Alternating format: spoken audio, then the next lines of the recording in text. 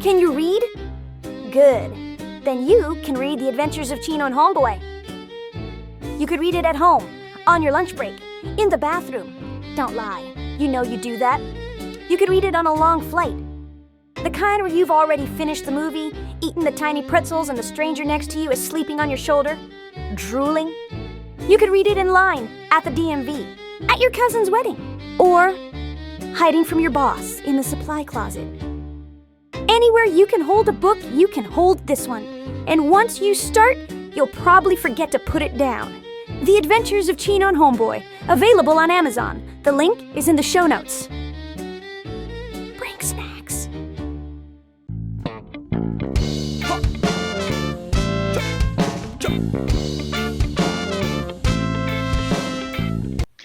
Start the problem, start the clock. I say yo homeboy. What? I say yo homeboy. What? There's some fuck shit going on. Push the fucking show. We got a lot to talk about. That's right. Blammo! Orale! What's up, homies? Welcome to the Chino and Homeboy podcast. It is another sacrilegious Sunday. And not only are we going to fuck them ear holes, but it's barbecue day, and we are gonna cook us some sacred fucking cows. It is a sacred cow barbecue. Damn. Sacred cow barbecue day. Yeah, so if you're of the Indian persuasion, you know, the ones that think cows are sacred, you might want to put some earmuffs on. Or just fucking enjoy the party and just partake. Don't hate, participate. All right.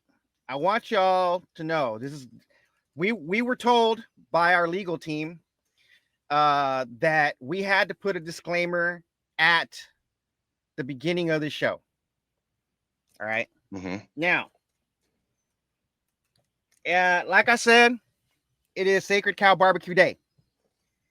All right. Mm-hmm. You already know where this is leading. You read the title of the show. You know what you're here for. All right. Yep. But for You're those here of for, you, yeah, go ahead.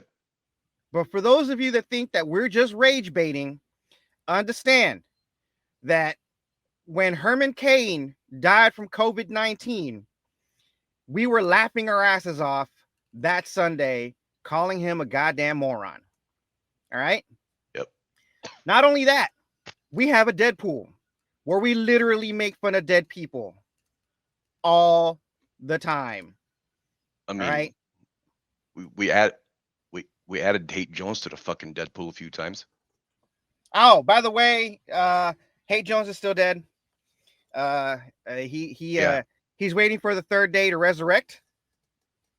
Right? Yeah. So it's day The third day podcast two. day. It's Yep. day 2. I know you're probably saying That's- like that was a week ago, but he's on that CP resurrection time. That's right. Y'all know how Tate Jones operates, man. That's right. Come on. Yeah, Tate Jones is on So- that CP resurrection time. That's right. So for the second week in a row, I will be the show's designated black guy. That's right. And I'll be the show's designated right-wing white guy. Now, this might, excuse me, hold on. This might actually work against my favor because I feel like I will not represent the contingent of people that I'm representing in this episode of the podcast and last week's podcast for that matter. So this might backfire on me, but fuck it. Yeah. If Charlie Kirk can go out there and get publicly executed For the team. for the team, for the culture, and you know, I mean, he did say he's okay with public execution, so Yeah, I mean, we're just respecting the man's position here. All right. Just exactly. saying. We're just Yeah. respecting the man's position, and we're just doing what Charlie Kirk would have wanted us to do. All right. Another Which thing. is what? Cook them? I know. Yes, we're gonna roast this motherfucker. It's a roast. It's a roast. I know Right. that a lot of you are gonna be pissed. You're probably already thinking about doxing us. We don't live where we said that we live. We just simply say that because that's where we used to live. We're actually in a mobile studio, and we live in Cartoon Land. Just so you know. Second, we claim to have jobs, but the reality is that we all got fired from our jobs already. So you can't get us fired. We are our own bitches and we do what we want. Mm-hmm. All right. So we've already been fired. All right. For this. So you can't fire us twice. All right. Yep. We've already been fired for this. All right. You think it hasn't happened? I'm telling you, it has. Yeah. It has. You guys are way fucking behind. That's right. That's right. This is why we wait, actually. Like Charlie Kirk was what Assassinseminated what, Tuesday? Yeah. Yeah. Yeah, he was ass. We don't waste time. We don't waste time. We don't waste time. So, you know, that day I got my pink slip and was like, sorry, but you no longer work here at the White House. Yeah, pretty much. Yeah. At the White House. That's right. I got my marching orders and everything. I was an intern. Damn. All right. I was Melania's personal fluffer. Bro, I mean, I didn't even show up to work the next day. Right? Yeah, exactly. I just went, peace out, bro. You were you DL Hughley that shit? Yeah. Like, what? Why'd you have me come in? You knew you was gonna fire me yesterday. Made me waste all my goddamn gas. Pretty much. Pretty much. So, oh man. yeah. So yeah, I mean, if you guys are worried about that, this already happened. So now we can continue. Now we can move on. Yeah. Yeah. So yeah, Charlie Kirk was ass He's a shit, I know. He was ass-inseminated on Tuesday. Yeah. Do we personally feel that he deserved it? Hey Jones probably did. If Hey Jones, if Hey Jones was still with us and, you know, not probably beating the shit out of Charlie Kirk in hell, he would have said that Charlie Kirk deserved it, and but we don't.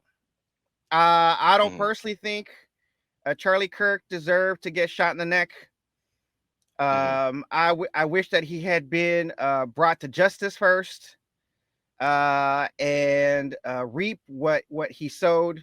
Although you can kind of say that he reaped what he sowed, getting shot in the neck like that, but no, I don't think anybody deserves to be ass-inseminated.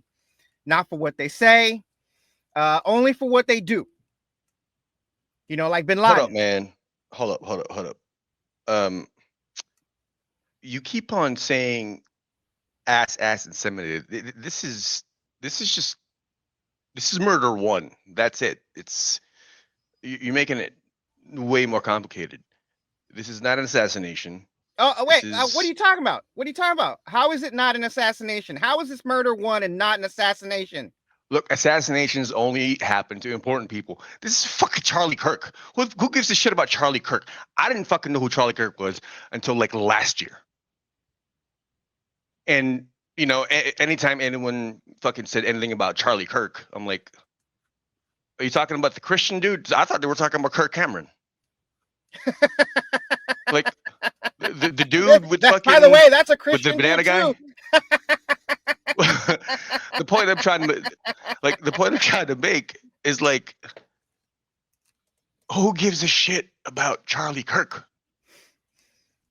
I mean, all these virtual signaling MAGA hats. That's who cares about Charlie Kirk. Okay. Hold on. They really didn't know who Charlie Kirk was either. Clearly. This is amazing. Look, here's my thing, right? So, while I don't know much about Charlie Kirk because of what happened, you know, I've since learned some things, but because it's politically entangled in the sense that, you know, he's essentially Trump, you know, Trump's best friend, you know, because it's politically tied. I'm like, I can't be bothered to learn much more. I don't give a fuck about, you know, this shit because it's political, right?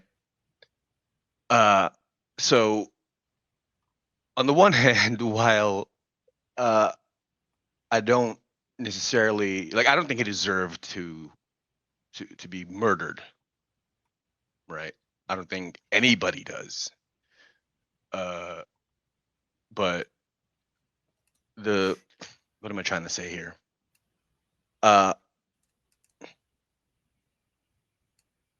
If we're gonna have all this clamor and vigils and, you know, like Hold all on, these... don't forget the calls for civil war. All right, those are important. And calls for civil war, you know, about Charlie fucking Kirk, then that legitimizes the BLM movement. That legitimizes, you know, Antifa. George Floyd. Or not legitimizes George Floyd in the sense that all the bullshit that you guys are, that people are saying about George Floyd was this and that. Well, you know, now the fucking tables have turned. Now you know what the fuck it feels like, you know, kind of shit. And so the point I'm trying to make is that if we can say, who cares about George Floyd, we can say the same exact thing about Charlie Kirk. This is true. You mentioned that Charlie Kirk was Trump's best friend, right? So you would expect that it Donald seemed like Trump, it. you would think that would be like really, really broken up about it, right? Mm-hmm. Here's a fine example of how broken up Mr. Trump is over Charlie's what is it? Passing, I should say. His murder. Unalivement. Right, are we ready? Yes, unalivement. Now, a reporter, there's going to be helicopter noise, so I'm going to read this real quick. And those of you who are not watching, who are on Apple Podcasts and shit. Reporter says, my condolences on the loss of your friend, Charlie Kirk. May I ask you a question? How are you holding up? And the president answers... My condolences on the loss of your friend, Charlie Kirk. How are you holding up over the last 3.5 years? I think very good. And by the way, right there, you see all the trucks. They've just started construction of the new ballroom for the White House, which is something they've been trying to get, as you know, for about 150 years.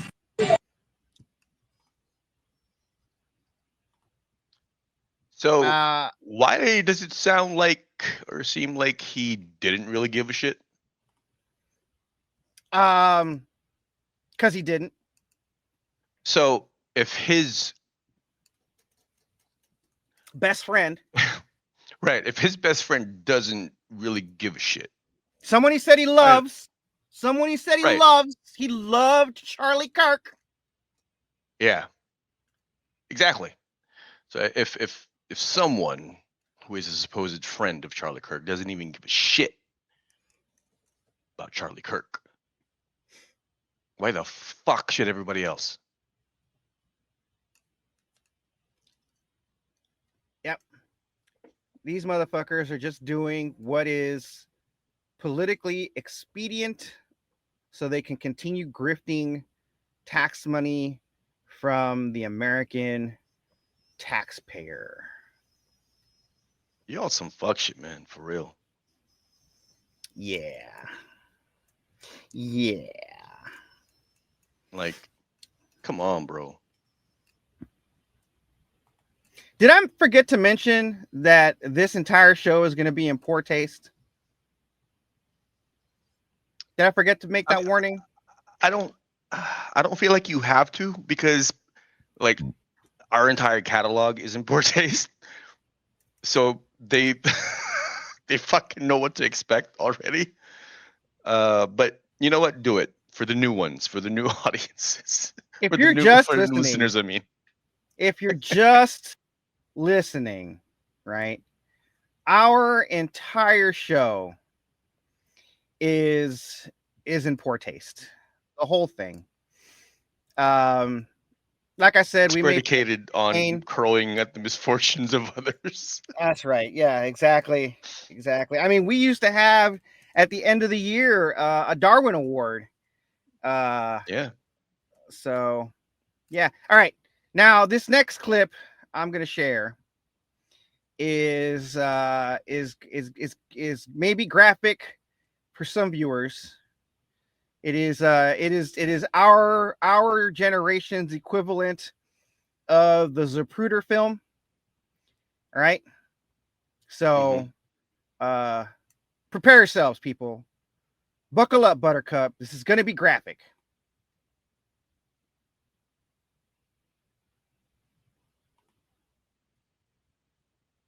Oh shit. Wrong sorry about that, people. This is the throat and the uterus and their powerful connection. I'm sorry. Let me remove that. You know what? I'm glad I'm outside. And I didn't see that shit. Sorry. My bad, You- people. I apologize. But you fucking know I'm gonna ask about it. What was that? It was a picture of it was the anatomical picture of the vagina and the throat and their incredible connection. How they look similar. Okay, all right. For reals this time.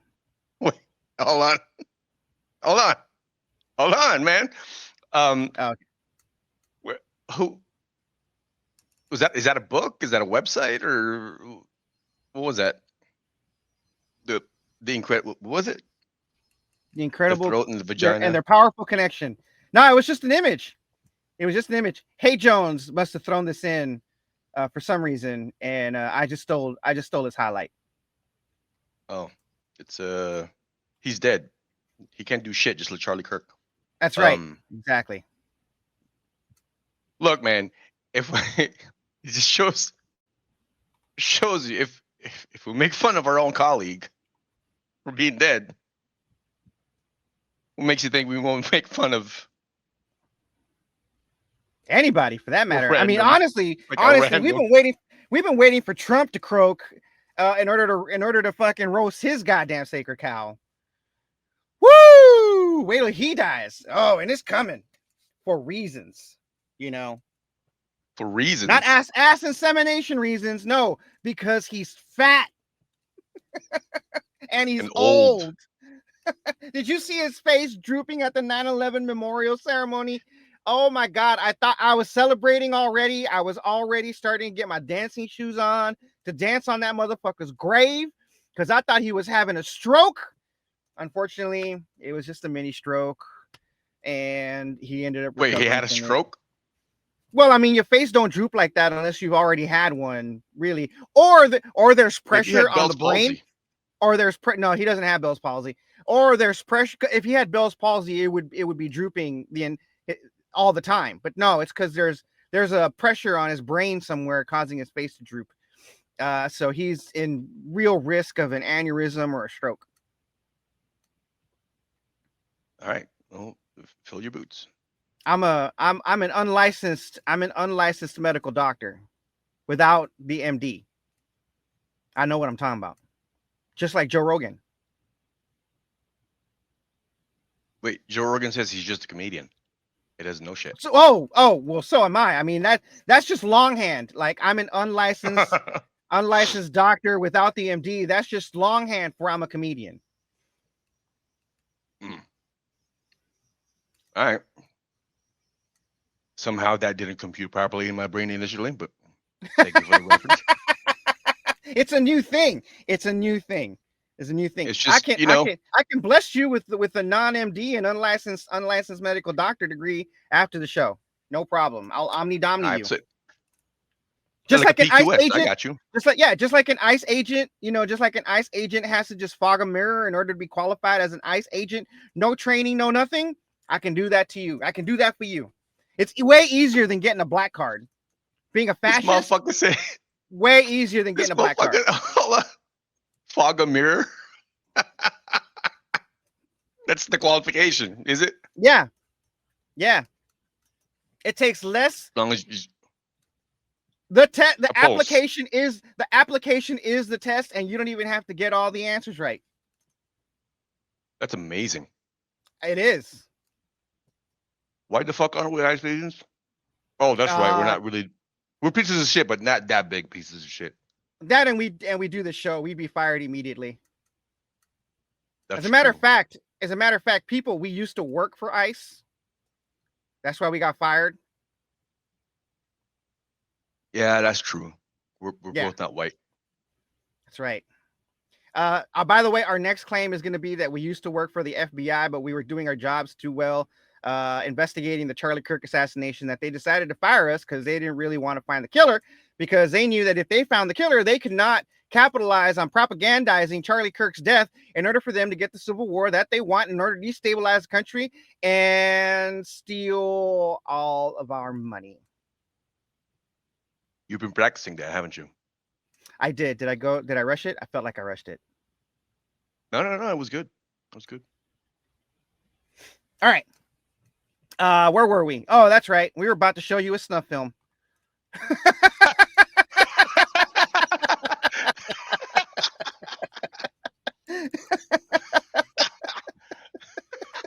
Look, I just want to say, bro, even after 20 fucking years, there's still some shit that you say that I do not expect. That was one of them. All right.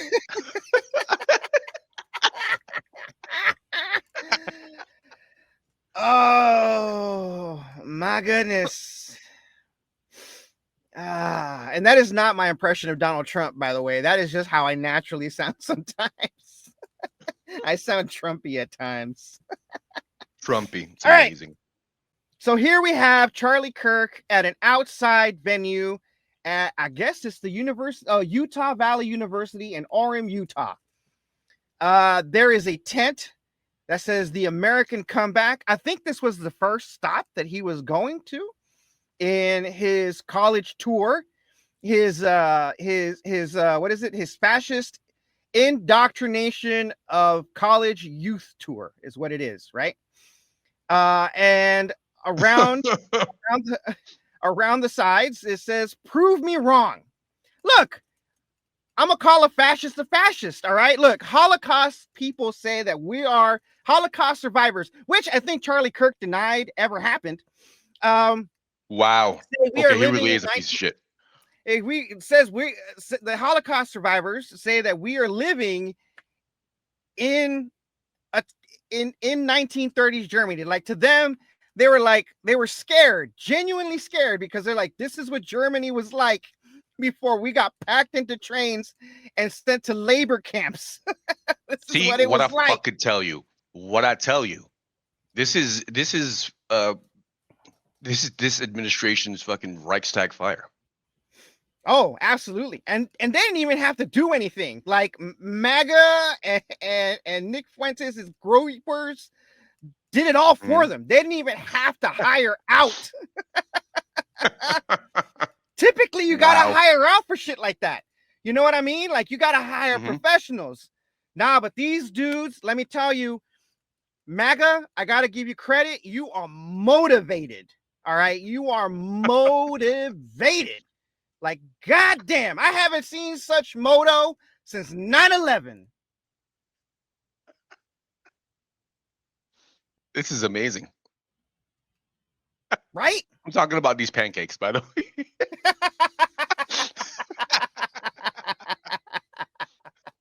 But what you said, epic.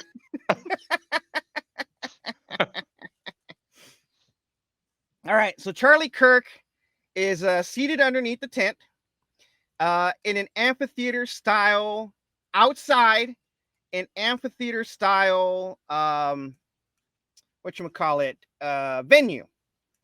There, I would say there's about maybe, let's see, that's 6. There's about 15 feet, like 15 or 20 feet between the microphone that people who came to quote unquote debate Charlie Kirk, which really isn't a debate. You know, I don't know why they call him a master debater, because he uses so many logical fallacies in all of his arguments. I mean, you name it, straw man, slippery slope, false equivalency, pull shit out of my ass, false logical fallacy. He uses them, all of them. That is not a sign of a master debater. Did I say masturbator or master debater? Either way would have worked. Yeah. I don't know why they call him. He's just masturbating. He's not debating. I don't know why. I don't know why they call him the great masturbator, because he's not really good at it. To tell you, right? Yeah. So obviously there's some kind of security, right? So they are concerned with some kind of, physical violence, that they are keeping Mr. Kirk away from this. Now, I want to point out that months prior to Mr. Kirk sitting in that chair, a security expert told him that he was 100% gonna get killed if he kept doing outside events like this with the kind of security that he traveled with. So wait, let me get this straight. Someone told him. Yep. That a professional security provider, a Beverly Hills security provider. Okay. Yes. A professional security provider told Kirk that 6 months ago that he was going to get kirked. Yes. If he kept on doing events like this. Without proper security.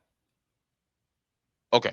Because he told him that the kind of security that he was using was not adequate enough to deal with the kinds of threats that he could expect to encounter, because he runs his mouth awful reckless. Okay. So I just want to caveat that. All right. So this is the timeline. Now, mind you, I am looking at this from a former military professional, right? From my time in the French Foreign Legion's Navy, right? Yeah. I was in the same Navy. Greatest Navy in the entire world. World's greatest Navy. I'm not really from the Philippines. I'm from Laos. Yeah. And I'm Cuban. Yeah. Cuban Technically white. Yep. Mira papi. See? Proved it right there. Proved it right there. Stupid.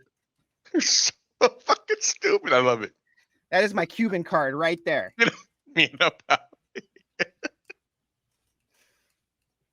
I know why that's so funny to me, bro.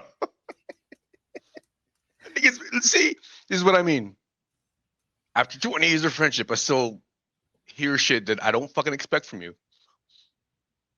Mira papi. I never. What? I was gonna say, like, wait, so what you're saying is Cubans are gay? Some of them, yes. Anyway. All right. Continue. So at this present moment, someone was I guess challenging Mr. Kirk on transgendered violence committed by transgendered people. Because the last mass shooting that we had was I guess committed by someone who was transgender, had gender dysphoria, right? And then he felt the need to somehow drag black people into this.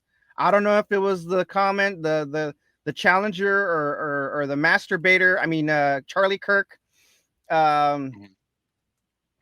who brought it up, but Mr. Kirk then said, "Are we including? Are we including gang violence or some shit like that?" Right?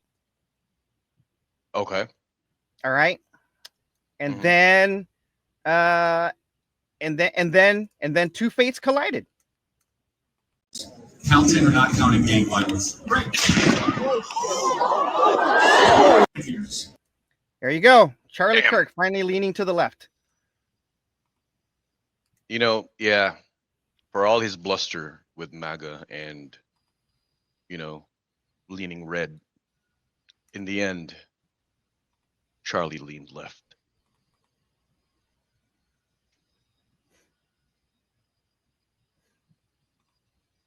There you go.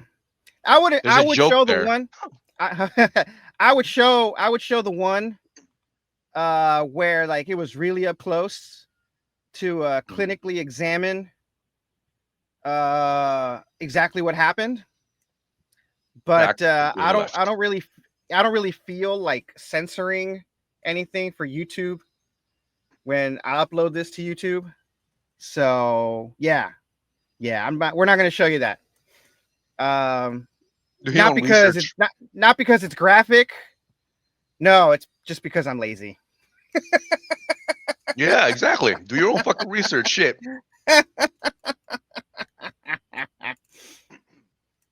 I will say this, all right. So I watched this Zapruder film, the Zapruder film of our time, several times. I have an interest in ballistics. And I initially thought that he was shot with a 5.56 round. I was wrong. He was shot with a 30-06.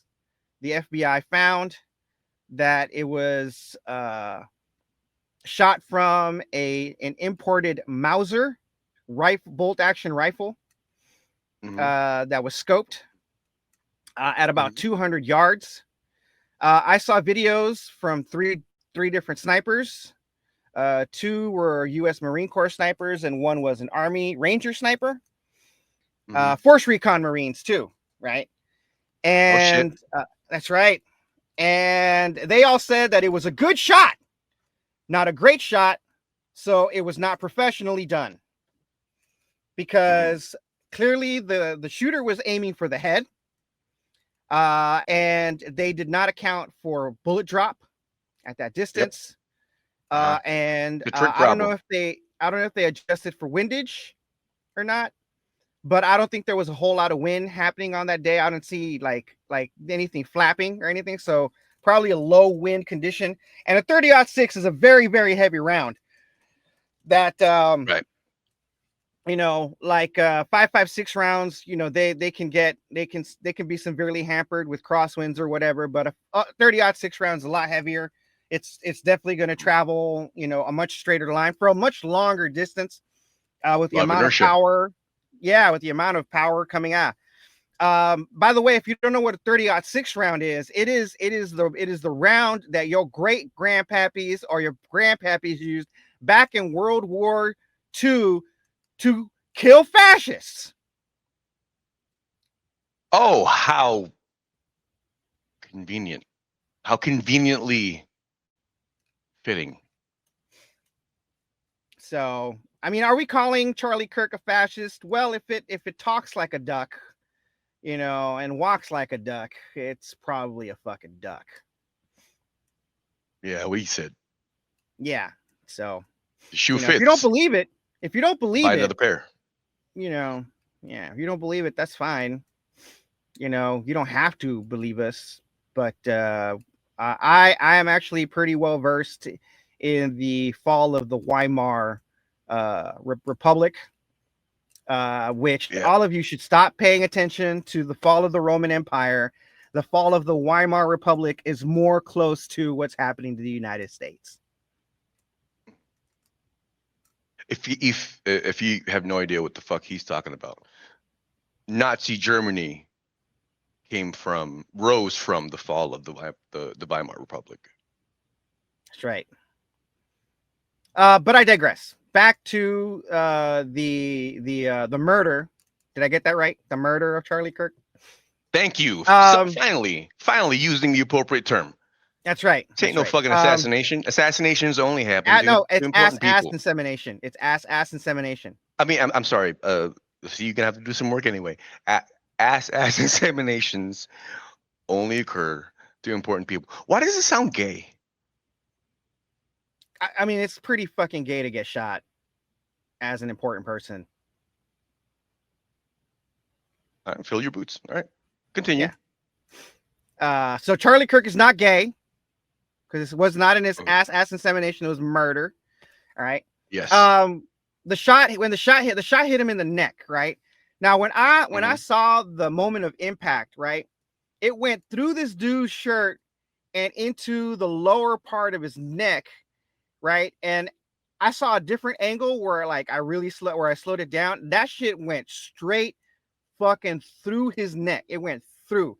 Now, if you don't know how bullets work, when a bullet travels through a medium, right? Like say ballistic gel or meat, it creates a temporary bubble inside a pocket, so to speak. A cavity. It's called a cavity, and it's called a cavitation bubble, right? So this is the area of anatomy expands as the bullet is traveling through it because of the amount of energy this thing is generating as it travels through the air, right? Kilojoules worth, maybe.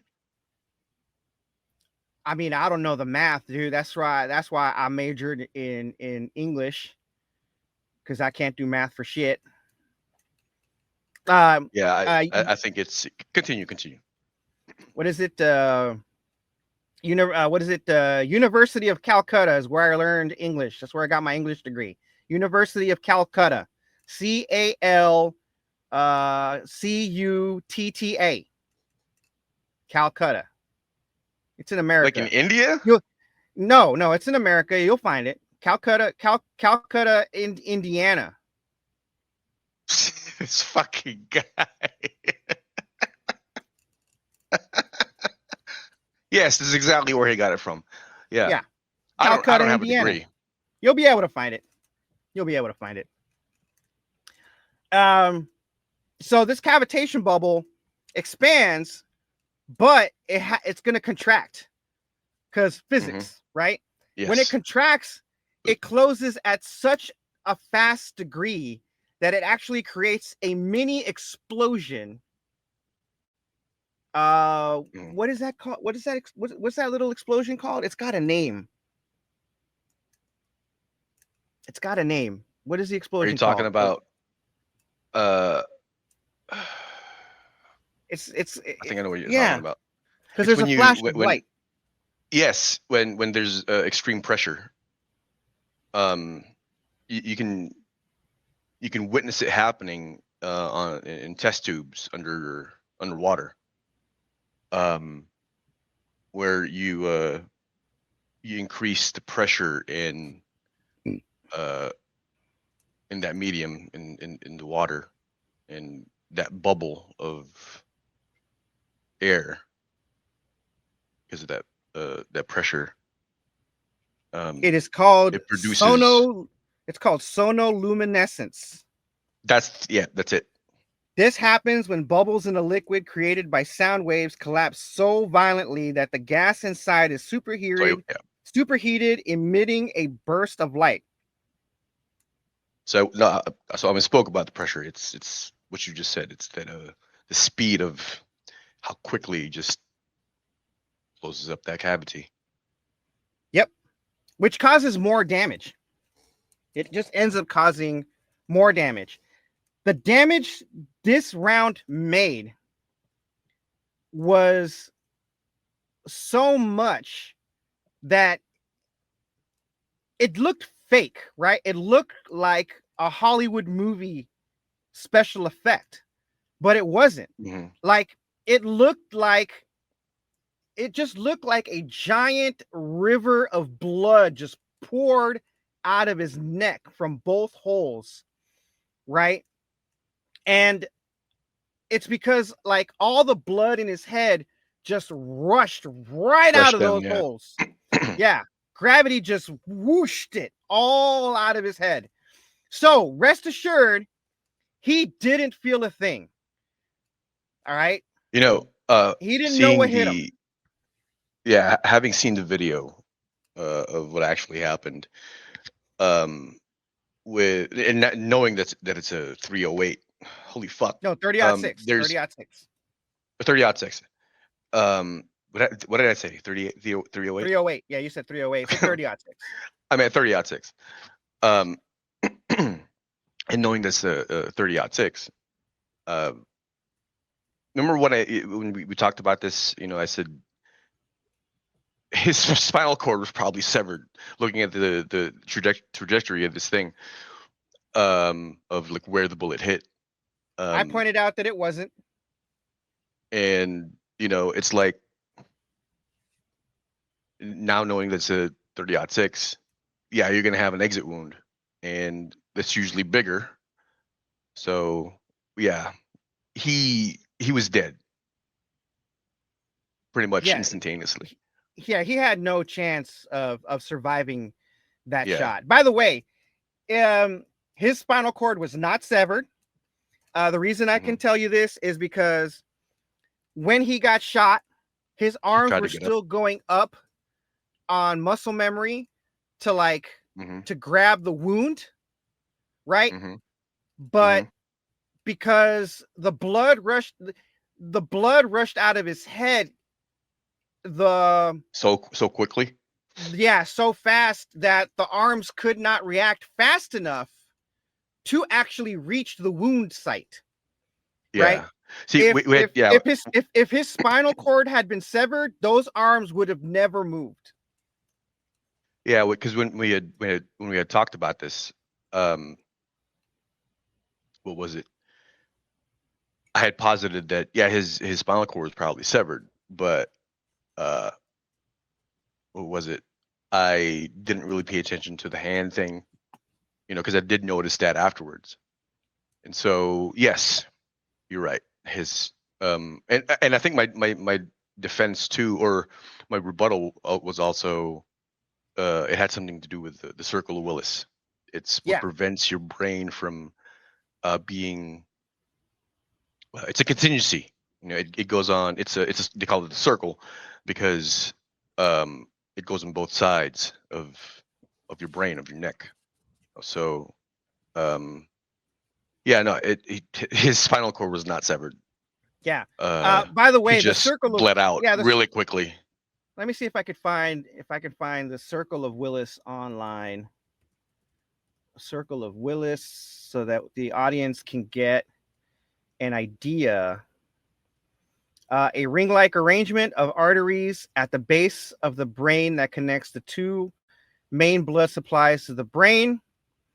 The anterior circulation from the internal carotid arteries and the posterior circulation from the vertebrobasilar system. Now, a lot of the reason why I'm fascinated by shit like this is because I wanted to be a sniper in the military. So I learned a lot of this shit. Yep. So you know, I apologize, audience, that I indeed wanted to do what this kid did for a living in the military, but I had shitty eyesight, so there was no way that I could that I would be able to do this. Let's see. Circle of Willis. I don't know if we. Oh, okay. Here's one with both the brain and the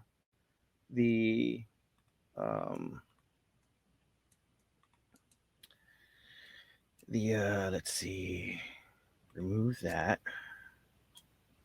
How do we work this? Present or invite. Stop screen. Share screen. Oh, here we go. Circle of Willis image. Bam. All right. Oops. Yep, there we go. What you talking about, Willis? And the stage. Here we go. Circle of Willis. All right. So you can see here that the Circle of Willis is the anterior communicating artery, which is at here. Your internal aorta. Right there. This is your eye. This is the front of your brain here. I guess this is the optical nerves or whatever here, because this is where your eyes The optic would nerves are in the back. Yeah. Yeah, right there. That's the front. Yeah, that's the front right there. This is the. These are the middle cerebral arteries here, toward the just behind the prefrontal cortex. Then you have the posterior cerebral artery, just in the middle of your head. Would be like near your ears, right about where your ears are, right here. Then you have your basilar artery, which goes down back through the is this the cerebellum? I'm failing my anatomy classes, man. I can't see. The cerebellum it's the animal brain. It's the animal brain. It's the mammal brain. The mammalian brain. Like you have 3 brains, right? Yeah, you yes. You have the big human brain on top of the mammal brain riding the lizard brain. Yes, pretty much. You know what? Yes, let's go with that. All right, you got 8 brain. You got 8 brain mounting the fucking mammal brain, mounting the lizard brain. All right, it's a fucking threesome of brain going on in your fucking head. Yes, it's the triune brain. Yes. it's a brain train. A brain train. One brain fucking the other. You know, I just want to point out that, you know, when I talk about, you know, the comments that I sometimes make, like, you know, what was it? You stimulate the reptile part of my brain or whatever the fuck. That's exactly what I'm referencing. So the parts of your brain that are preoccupied with nothing but eating and fucking. Yeah. All right. So this is a circle of Willis, right? This is a circle of Willis. And your brain has this as kind of like a main circulatory system to keep the brain fed with blood at all fucking times. And oxygen. Yes. Yeah. And oxygen. Yeah. Well, blood is really just there to, you know, carry oxygen. That's what blood does. Blood carries oxygen. That's what blood is for. Right. Blood is there to carry oxygen. All right. Yes. Most especially your hemoglobin, your red blood cells. That's right. I learned that the hard fucking way. Even though that's right. I know my continue. Yeah. So back when he was treated in France for a medical condition. Boils. Boils, that's right. Boils. In my butthole. In his butthole. That's right. So when all that blood rushed out, right? The brain essentially just stopped working at that point. You know, like it went into panic mode. So it just cut off information to the muscles at that point. He would have lost consciousness immediately. Yeah. Like the minute he got hit, he probably, you know, he felt the concussive force. But when the blood rushed out of his head so fast, right? Yeah. Like if you ever had a head rush, like when, like, oh, here's the best feeling I can tell you. Here's the best feeling of what he felt. You ever been sitting down, right? Or like, you know, on your legs to where you cut the circulation off to your legs, and then you stand up real fast, right? Because the blood rushes out of your head and is going down to your legs. Yes. I just want to point out. That's exactly what he felt in that instant. Yeah. Except it did not stop. Right. Except it, going. I get it. It just kept going. Yeah. No, absolutely. I know what you mean. And I was gonna make a joke about pilots, but now's not the time. It's Charlie Kirk Day. It's Charlie Kirk Day. We need to focus on Charlie Kirk. That's right. But yeah, when you Right. get up, when you've been sitting on your legs too long, and you cut off the circulation, and you stand up super fucking fast, and the blood rushes out of your head and it's going down to fill up the blood vessels in your legs. That Yep. feeling, that head rush, right? That that feeling of the blood draining out of your head, moving to another portion of your body.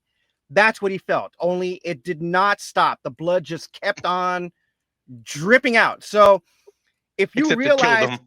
yeah, exactly. And that's what killed him. If you realize how fast you feel like you're gonna lose consciousness, just in that moment when you've got the blood rushing back to your legs, that's how fast he lost consciousness. So he probably felt the impact, but he was out cold after that. And Yeah. the wound is so big, right? Because you don't just have blood rushing out of the body, but you also have it start, you start bleeding inwardly too. Like you start having internal bleeding. Your Internal next bleeding, yep. yeah, you're going to be bleeding internally. So It's a hemorrhagic condition. yeah, he was probably dead by the time they got him in the SUV from just from how fast he was going to lose blood. After losing that much blood, I think the heart would have stopped halfway to the SUV. Once they're inside the SUV, I mean, it's over. If he'd have been able to survive that, he would have had severely debilitating brain damage. He probably would have been a vegetable absolutely. if he'd have survived it. Absolutely. He would have. There would not have been, with the amount of blood that he lost, there would not have been enough blood to restart his heart anyway. Yeah. So, and even if they could, like, it's virtually impossible to keep blood fed to the brain at that point. Yeah. Yeah. Because I mean, how are you going to keep it from flooding back out, right? Right. So yeah. It's not going to reach the brain at that point. Yeah. Yeah. You know what I mean? So, yeah. He fucked around and we found out. Yeah. Yep. So, I mean, who the fuck is Charlie Kirk anyway? Let's get into who the fuck this guy is and why is he so beloved by Trump? Quote unquote beloved by Trump and his constituents. Okay. So here we have Charlie Kirk tells a 14-year-old girl she should only go to college to get a MRS degree. Now, what is an MRS degree? Do you know? Get married, Mrs. Oh, is that what that is? Oh, an MRS degree or a Mrs. degree is a pejorative slang term for a young woman attending college with the primary goal of finding a husband rather than pursuing academic or professional goals. His wife has a college degree and has a business of her own. Isn't that hypocritical? Do what I say, not what I do. Oh, okay. I'm just pointing out. I'm here for you, man. I'm here. I will translate. I will translate it in the way a stoner's brain interprets it.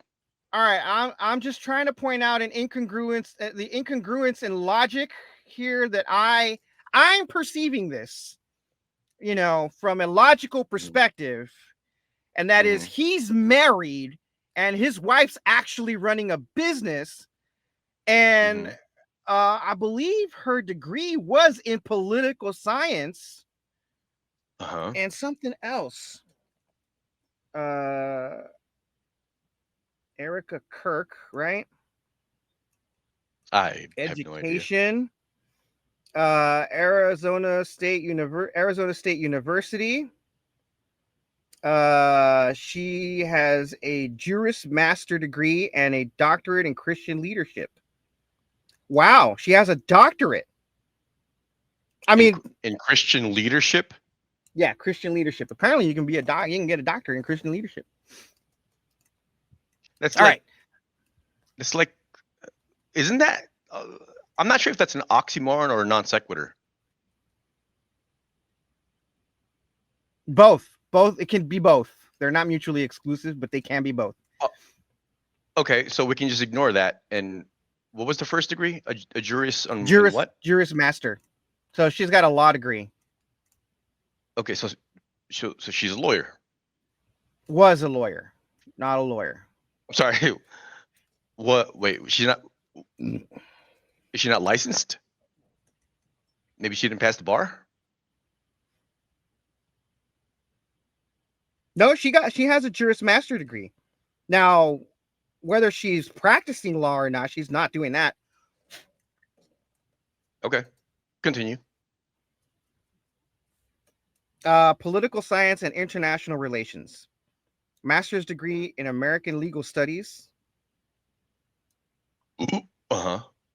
I mean, that's an awful lot of degrees for someone who's just supposed to be a Mrs. You know what I mean?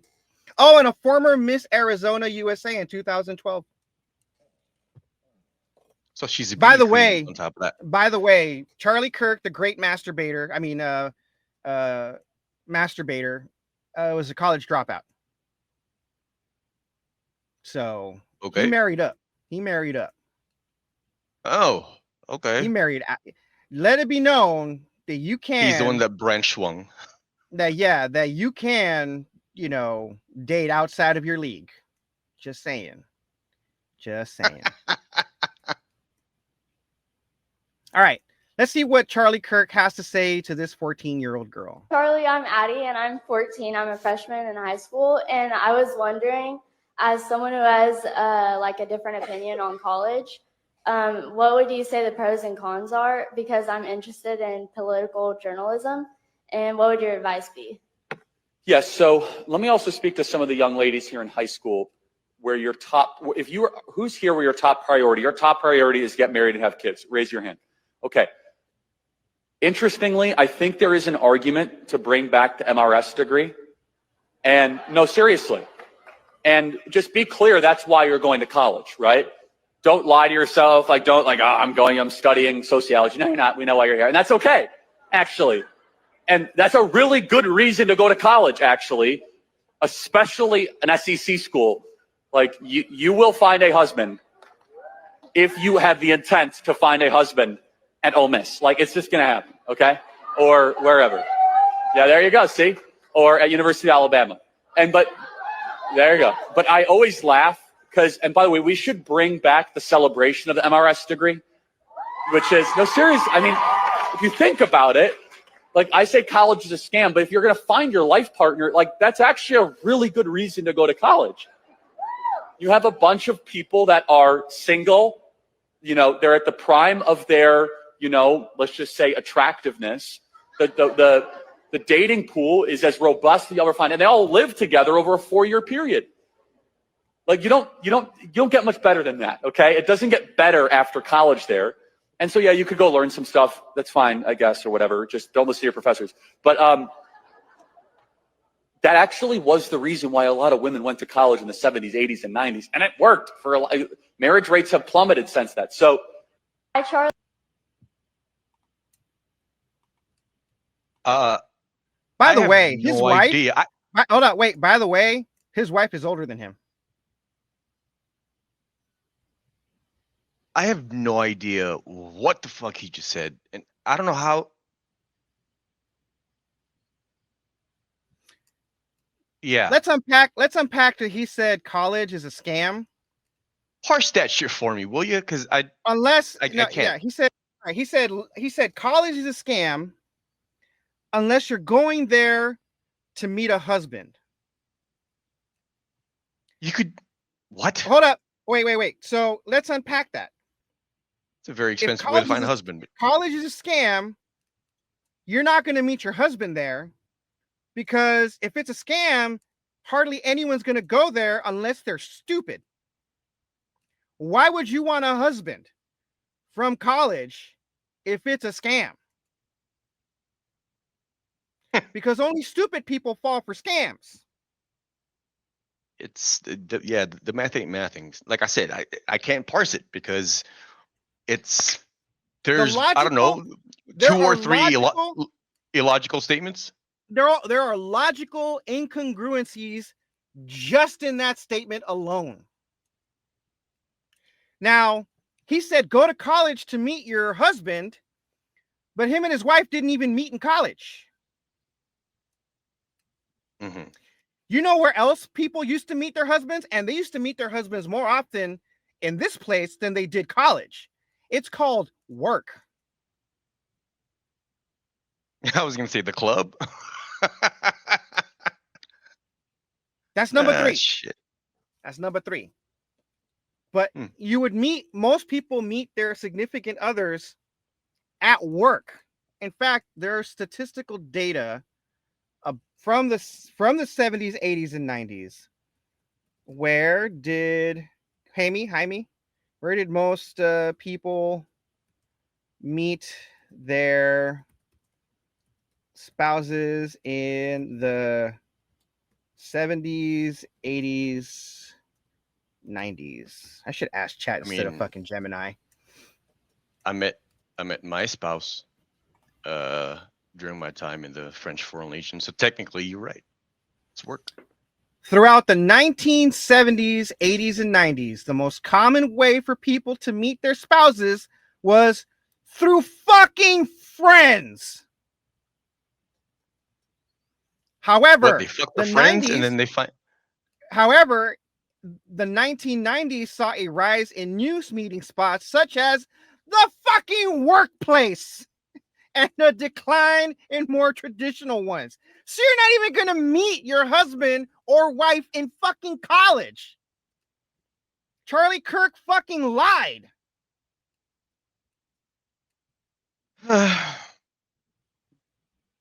Yeah, but I feel like that's not so inflammatory. Like I feel like that statement or that idea by Charlie Kirk is it's benign. You know, it's like, who the fuck would care about that? Like, you know, just like his wife's second degree, her what do you call it? Her degree in Christian leadership. Like, I feel like this is a non sequitur when it comes to You're being why too Charlie academic about Kirk. it. You're being too academic about it. I can't help be it. more, I can't. let's I be can't help it. pragmatic. Let's be pragmatic. Let's be more pragmatic, right? I Charlie promise Kirk- you, I'm not trying to be difficult. Charlie I promise Kirk you, I'm not trying to be literally- difficult. But Charlie Kirk literally just told this 14-year-old girl to get into hundreds of thousands of dollars in debt. that's what I to said. meet a husband so they can both be in fucking debt and start their That's what I lives said. It's a together very in fucking debt. like I said, it's a very expensive way to meet a husband, you know. But in as much as I'm being too academic about it, I can't help it because I have to ignore the things that don't make sense, and I have to parse the shit that, you know, that does make sense. Remember, I'm a fucking large language model my damn self. It's the tism. I can't help it. So yeah, I mean, let's just continue. All right, let me see. I'm too stoned for this, or maybe not stoned enough. Okay, so this is the reason why we do what we do. Mhm. All right, and this is the reason why we are essentially just roasting this motherfucker, because we are respecting this man's position. We are respecting what, not only what he stood for, right, but his methods as well, right? Okay. Using his methodology right here. We're not being any different than Charlie Kirk. So if you don't fucking like it, then you didn't like who Charlie Kirk was. Because if you're mad at us for what we're saying and doing, Charlie Kirk did the exact same thing, the exact same way. Only we're smart. We're smarter because, you know, we're academics. You know, we're not elite because we're broke as hell. But, you know, we're smarter than Charlie Kirk. So here's another one. I I'm an can't stand the academic. word empathy, actually. I think empathy is a made up new age term, and it does a lot of damage. Wow. This motherfucker Well- actually said that. Well, if empathy really does a lot of damage, then here we are being apathetic. We are Yeah. expressing apathy right now. This is apathy. This is what apathy looks like, people. When you have no empathy, you have apathy. And when you have apathy, this is what it looks like. It allows you the absolute freedom to say whatever the fuck you want about anybody and not give a single shit about the fucking consequences. In as much until you get shot in the neck and you bleed out and you die. You know, as a stoner, I will say that that's a lot of pathos either way. Let's just not have feelings. Yeah, let's just not feel anything. Someone actually told me that I was taking this out of context, and he was trying to communicate a much broader argument about sympathy. And I said, you can't have sympathy without empathy. Right. Also, my argument to that person would have been, how the what did they say? Taking it out of context, or is there broader context? Out of the broader context of what he was saying.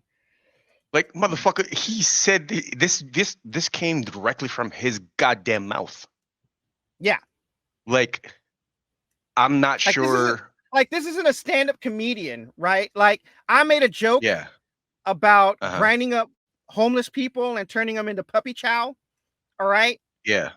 And then the punchline of that joke was to start a lottery where we would put all the wealthy people on it. So every time we tossed a military veteran into the puppy chow grinder, we would throw in a billionaire, right? Because that's the only way we're going to solve the homeless problem, is if it somehow personally negatively impacted the wealthy. I don't want to call them the elite because I don't know what makes them elite other than their money.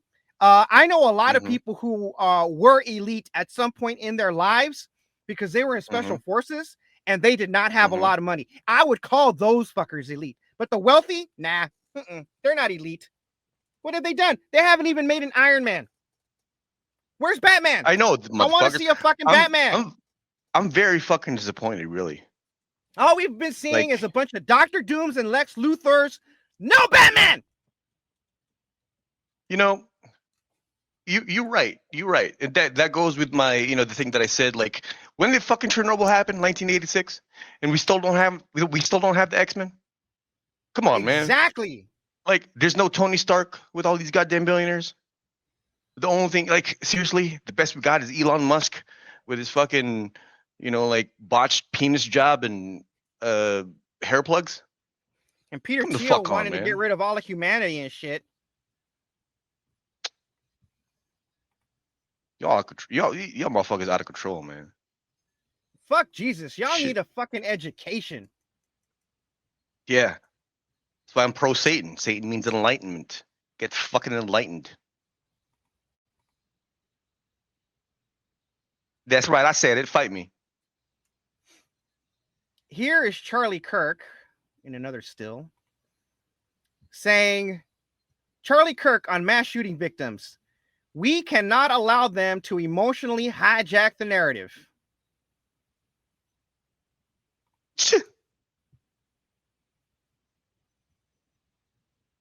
Wow. Tell me, what's MAGA doing right now? They were up until yesterday. No, not yesterday, up until Saturday. Wait, up until yesterday or Friday? Up until Friday. Up until Friday, they were calling for civil war. Retaliation against the liberals, like the Hanks and McCoys.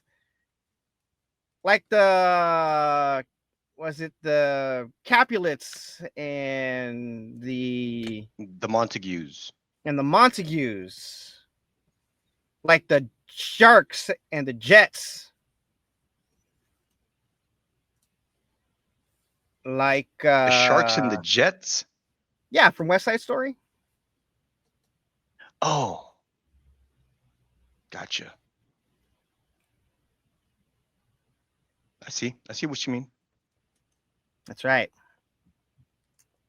Like Tres Puntos and the Los Vatos Locos. That's right. The Crips and the Bloods. That's right. What else? All right. Here is another video of Mr. Kirk masturbating. I mean, self-fillating. Jesus fuck. All right. Yep. So here we go. If I just happen to be pregnant. Oh, you don't happen to get pregnant. It's like not like getting COVID. I know how okay? it works. I know how it works. You don't get the flu. I know. How about this? Say You I take got responsibility for your orgasms and What if stop that eliminating doesn't work? people smaller than you. So you're saying I should carry a baby and ruin my collegiate life? How about this? Instead of saying ruin, first of all, babies are a blessing. Stop talking at them as if there's some sort of annoyance. I will have to drop out of college. Number two, if you play certain games, you win certain prizes. If you're going to go have sex. So you're saying I should drop out of college to support my child instead of supporting my life? I'm saying if you're going to engage in coitus, in the practice of having children, you might end up with a baby. So know that. And guess what? You don't need to have sex before you get married. It's not like showering. It's not like eating. Are you married? Yes, with 2 beautiful children. Wow, good for you. I could tell you're not married. Yeah. Thank you for your time. If I just have. I mean, play certain games, win certain prizes, right? When you run your mouth off of reckless and you putting everybody's name in your mouth, you know, shit bound to pop off, son. I mean, yeah. By the way, that wasn't a debate at all. Mm-hmm. Like, I don't even know where that was going, because like the obvious answer is no, you don't have to carry that baby to full term, right? You can fall down some fucking stairs, right? There's coat hangers, you know, other states, right? Like, you don't have to do that, because I think this was like you know, an anti-abortion argument that he was trying to make, you know. And let me tell you, babies are not a fucking blessing. All right, they are not always a goddamn blessing. All right, because let me tell you, I've seen a lot of news stories lately where, you know, young women have been, you know, killing their babies and their newborns and shit, and for no good reason, really, other than, I mean, that kid had to have been the devil. I mean, sometimes you just want to get the groove on, and they see the little kid as a hindrance or an inconvenience. I don't fucking know, dude. The point is, you're right. Children, not all children, children are not blessings. Like, number one, blessings from who? They're a lot of fucking work, man. No, and you're right. I was gonna get into actual, you know, parenthood, right? Like, I don't give a fuck who you are. Being a parent is difficult. We're not even gonna get into the intricacies of, you know, the emotional attachments that parents and children have, but this is why rich people have fucking nannies. Yeah. I mean, look, I got kids in Thailand. I got kids in Japan. I got kids in Australia.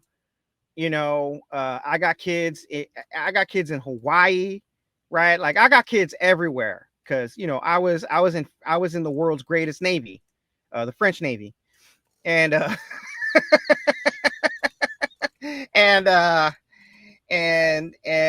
me tell you, man, like, trying to stay in touch with them is difficult. You know, sending money to the moms, that's difficult, because, you know, I'm not trying to be a deadbeat dad. You know, I'm trying to be as present as possible given the long distance relationship I'm having with all these kids, right? You know, so I mean, yeah, like that's hard, like that's difficult, you know, if you have an emotional bond with your kid. Like if you don't have an emotional bond with your kid, then you know, whatever, fuck you, piece of shit, you know. But hey, you at least you procreated, you won the game, you know. Hope that kid lives long enough to create more kids to pass on, you know, your piece of shit genes, and that the piece of shit part of your genes gets bred out. Yeah. What he said. So.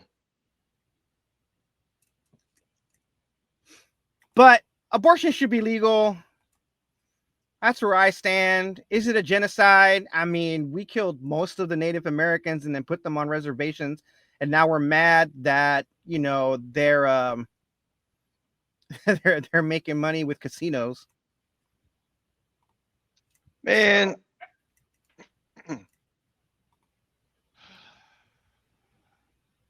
we ain't shit as a country, dog. That's just because we keep electing piece of shit leaders. Because for some reason we keep listening to the rich people about who we should put in office. That's really the problem. All the middle class and poor people keep listening to the rich people about who should be put in office, and we need to just stop doing that. Yeah, well, we need to start putting poor people in office now. That's what we need to do. It's the only way to fix this. Here is another video of Mr. Kirk masturbating. I mean, self-filleting. Let's see what he has to say. I don't have anything on here. There is a private student loan relief ad on his Turning Point USA banner behind him. So that's the reason why he was going to colleges and doing all of these things, not just to get more followers, but to make money off of their fucking debt. So it's a grift. Well, no, it's not a grift.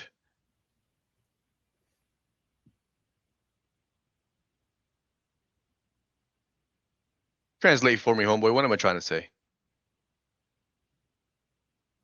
Hold on a second. You all right? Now, well, I'm looking at how much money he was making.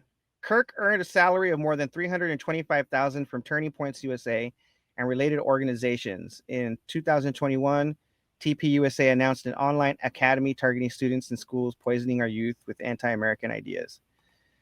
All right, endorsements.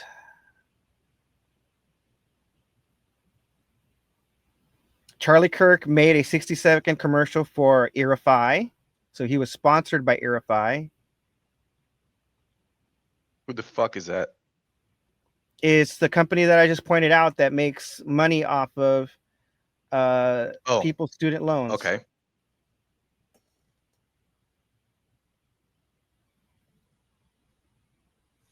Okay, that was different. Actually, let me pull that one up just for later. Okay, let's see.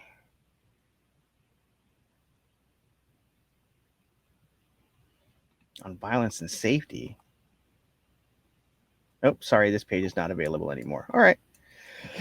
Let's see. Yeah, I guess not.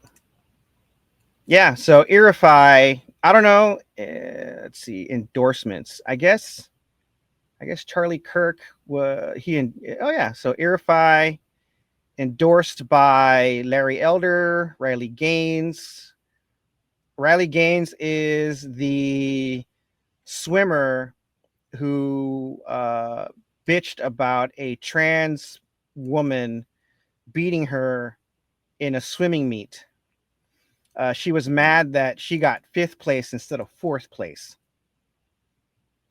because that's that not one. fair, right? So the 3 women who beat the transgender woman, clearly crisis actors or something, right? Charlie Kirk, Tom Chambers, Jay Feely, James T. Harris, Seth Libson, Shane Doan, Brandon Webb, Jody Jackson, Vince Morota, Joe Piscopo, Sophie Cunningham, Tom Lehman, Jeff Bannister, Louise Gonzalez.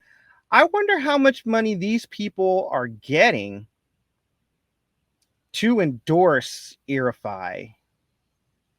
That's interesting. So it's a grift. It's a grift. I mean, he started off a libertarian, right? And then slowly evolved into this fascist because it was monetarily expedient and convenient. All right, so let's see what Charlie Kirk here has to say.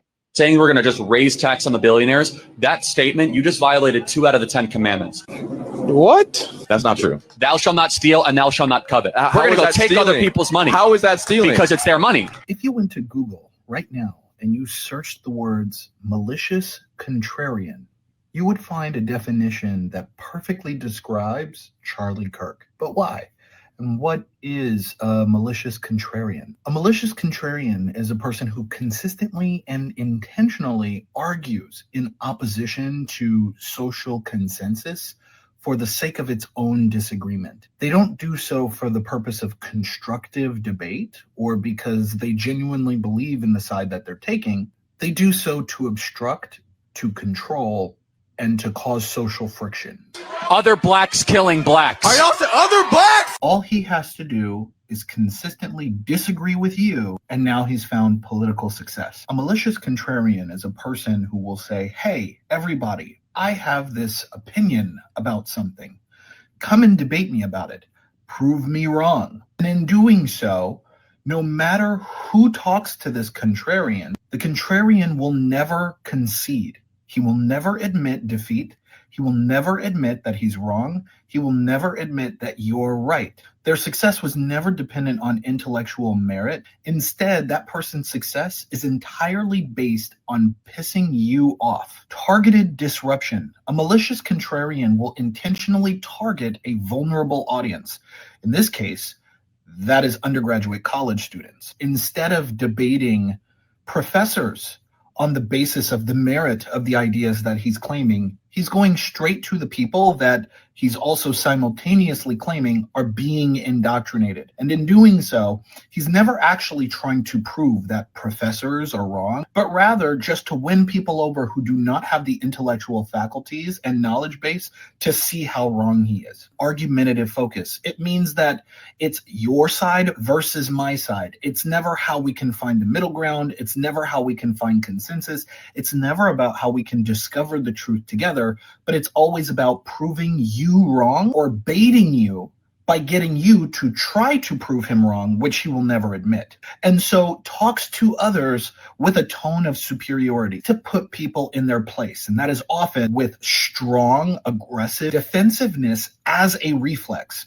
If you pay attention to the way that Charlie Kirk debates, what you will notice is that as a person is talking to him, he will reflexively defend any ideas, interrupt, disrupt what they're saying, and then insert misinformation wherever he possibly can to trip that person up who might actually have a good idea. Never talk to a person like Charlie Kirk. Saying we're going to just raise tax on the billionaires, that statement, you just violated 2 out of the 10 commandments.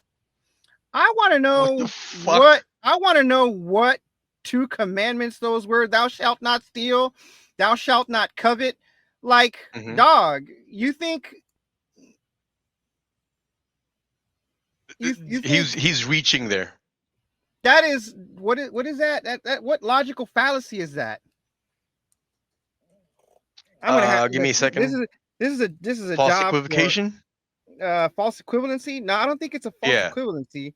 Let me ask ChatGPT. All right, let me see. Chat. Does taxing the billionaires oops. Violate the commandments. Thou shalt not steal, and thou shalt not covet. Wasn't that like thou shalt not covet thy neighbor's wife? Yes. How is that how does that have to do with taxing the billionaires? Anyway, chat, hook me up, bro. You know, I just want to point out that you might be using the wrong platform. If you want to, well, not wrong, but I wonder what Grok would say.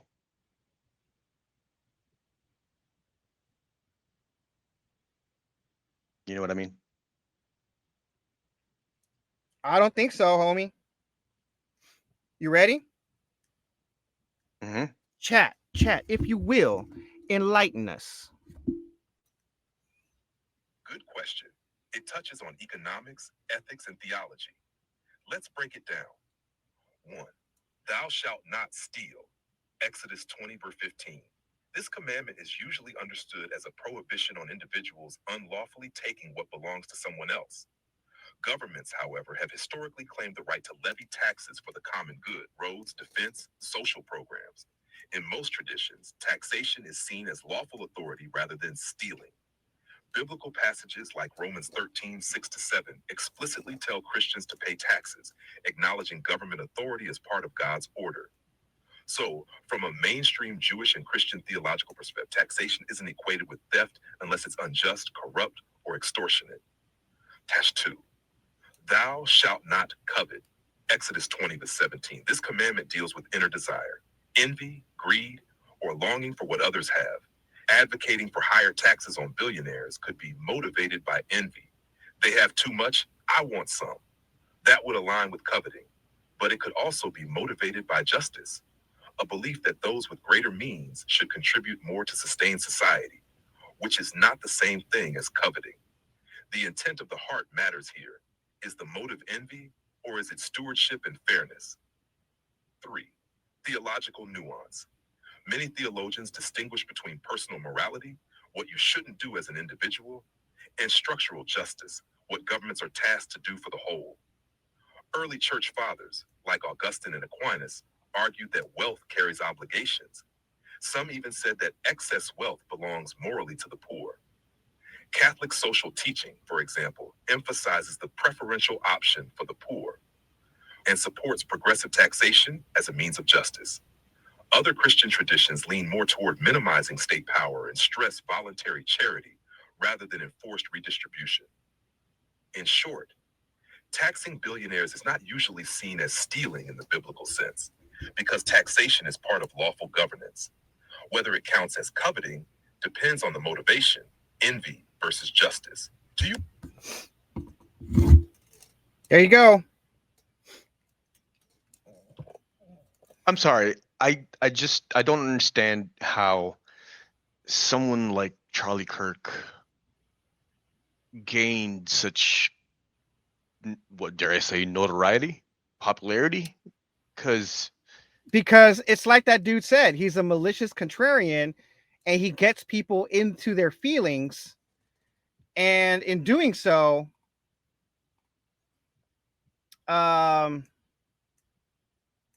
you know, gets notoriety for pushing people's buttons. we push people's buttons, and we're not as fucking notorious. Well, actually, and for a lot of reasons, we push a lot of people's buttons, but we're right.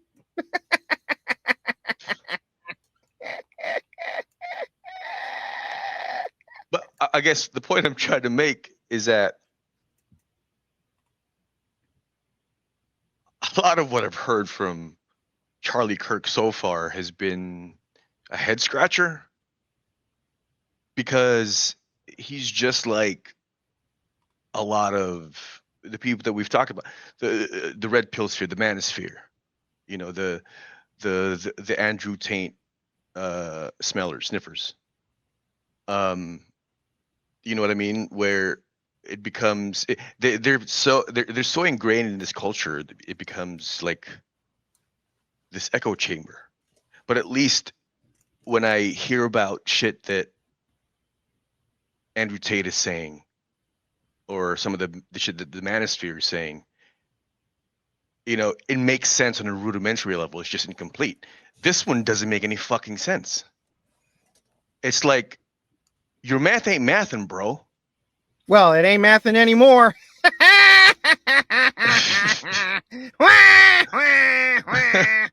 Like, seriously, a lot of what he said, it's like, how does that even relate to what the fuck you were talking about? They're all non sequiturs. Yeah. That's because people aren't versed.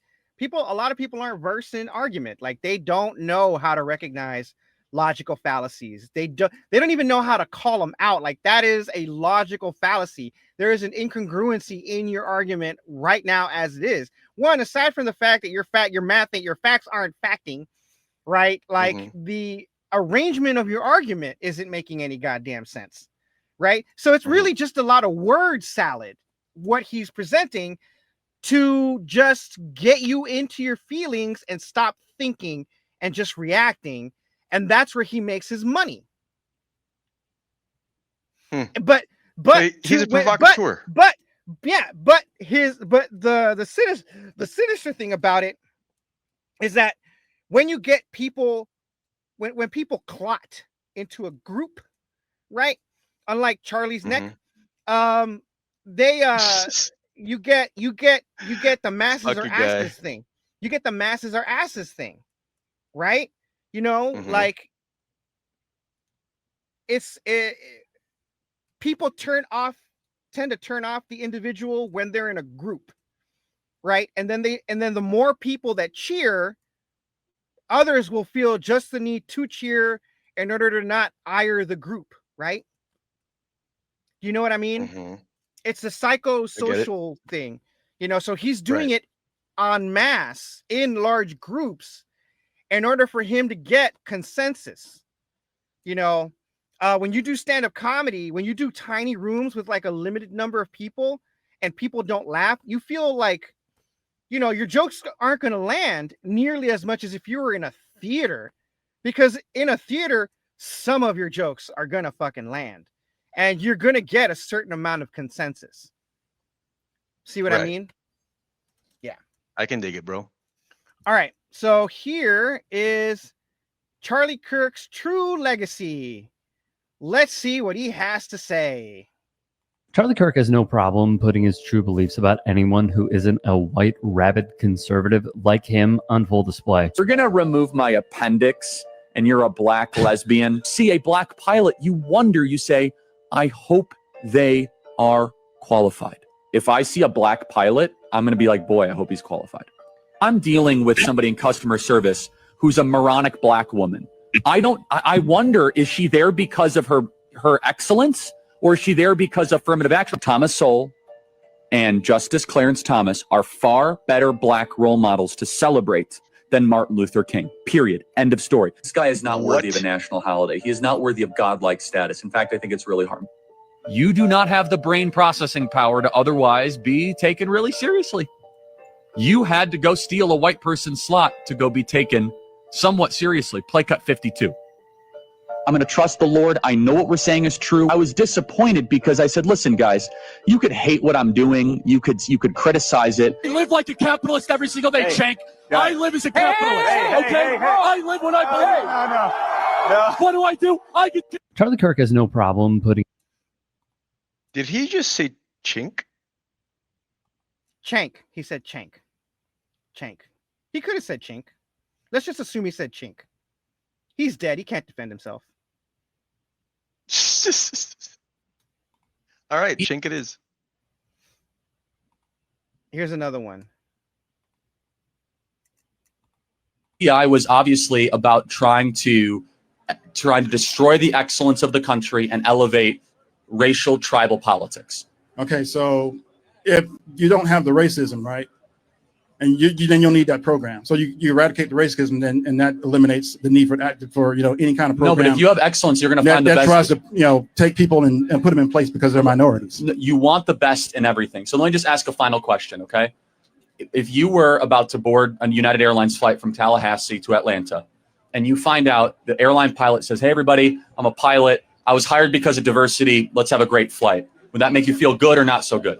No, but I know he's still got to be qualified in order to fly that aircraft. But he said, "I was hired because of diversity," and you're like, you still got to meet the standards in order to get into the cockpit. Well, so in all of this, all of these perspectives, what's happening here, believe it or not, is a phenomenon called centering whiteness. And when we talk about centering whiteness, it means that when we look at Middle Eastern identity, we are looking at Middle Eastern identity and what it means relative to whiteness, what it means to be Asian relative to whiteness, what it means to be black, and the significance of blackness, the racial interpretations therein relative to the white perspective. And in essence, what we are doing kind of falls perfectly in line with what I've been describing to you about hegemonic culture here, is that at the core of the hegemon is the centering of the white perspectives, the centering of white experiences, the centering of white norms as the default standard from which we evaluate all others. So whiteness in this regard is then rendered the credible one. The white experience, the white perspective, the white notions are considered to be the credible one, the valuable one, the standard one, the normal one, from which all deviant perspectives therein are a little bit different. It creates a kind of Eurocentric view of the world. And in this Eurocentric view, somehow Europeans or people who are descendant from those of Europe don't really have a stereotype that you can point to. You notice that? There isn't a white stereotype necessarily in the same ways that there are Black, Asian, Middle Eastern, etc. So on that front then, whiteness is centered rhetorically, philosophically, but then also literally. This was posted July 3rd, by the way. Right before the So it was before he was birthday. He was murdered. Yeah. Now, there's just a lot of fuck shit that he's saying. Oh yeah, like I said, the dude ran his mouth awful, fucking reckless. Mm-hmm. Like really fucking reckless. And so he's on this tour, and this shit happens, right? Yes. Yes. And he's on tour for what exactly? Self-fillating. And then try to get other people to self-fillate with him.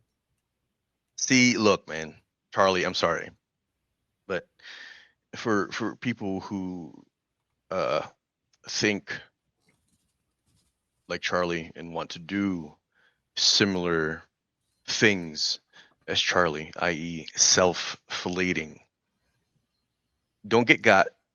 Do it at home. If you want to make money doing that shit, there's always OnlyFans. Yeah, If like you're we gonna do. self-fillate. Right. Yeah. If you're going to self-fillate Well, like we do here, right? Like we're doing right now, right? Do it as a cartoon. Don't show your face.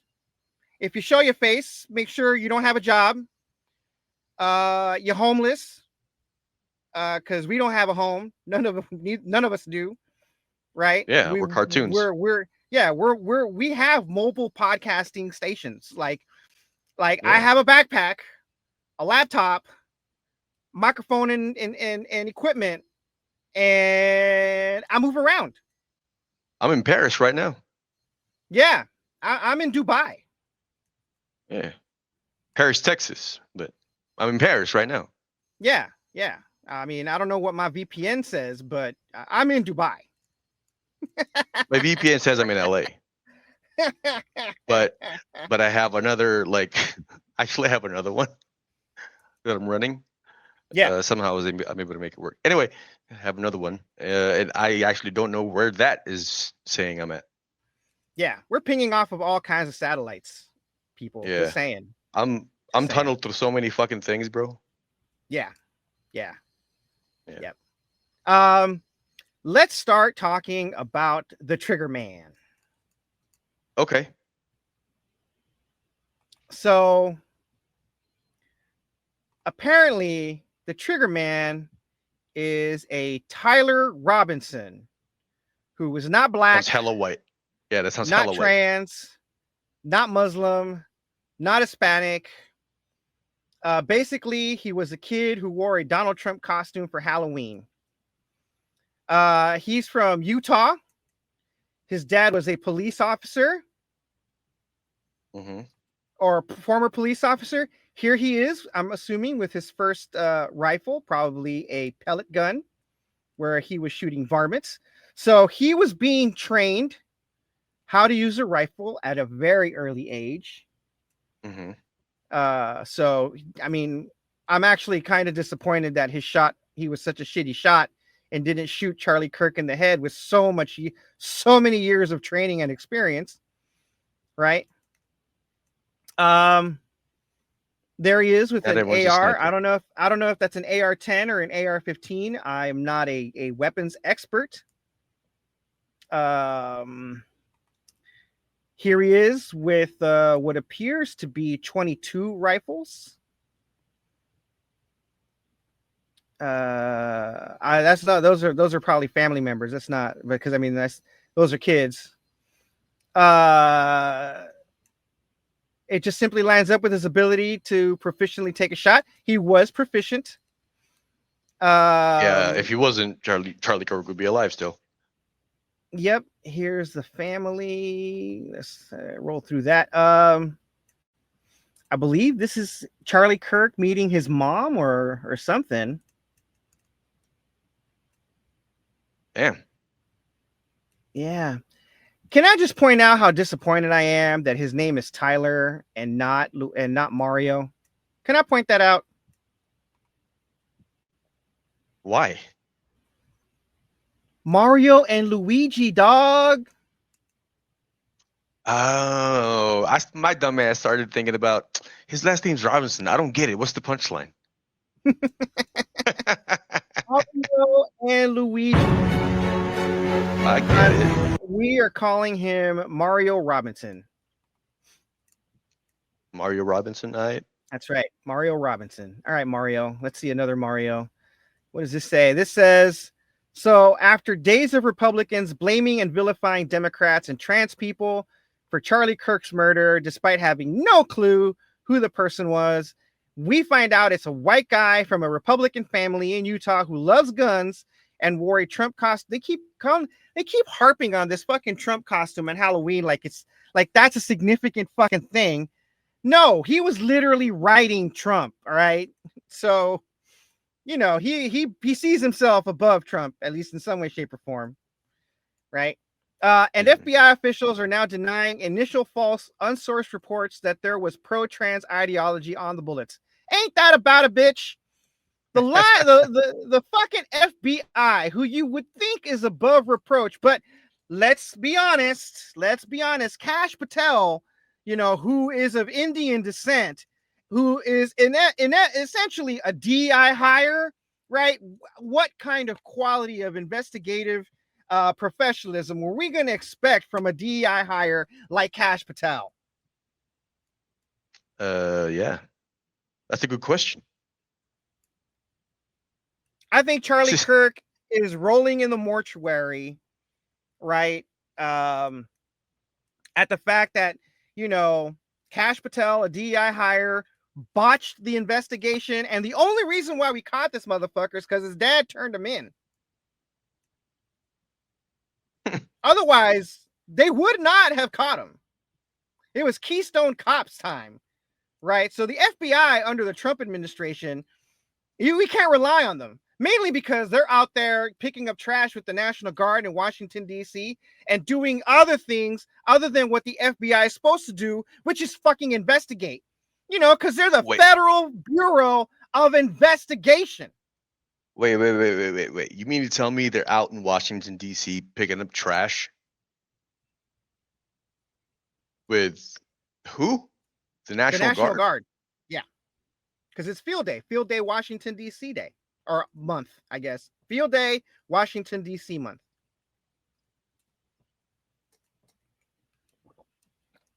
Again, the math isn't mathing for me. Like, what the fuck is happening? Oh, Oh, let's not forget all the FBI agents that were doged. I forgot. Oh, so they are all the field offices are shorthanded. So don't get murdered. Mhm. Don't get murdered. It is going to be serial killer season. Let me tell you. God damn. You know what else the FBI investigates?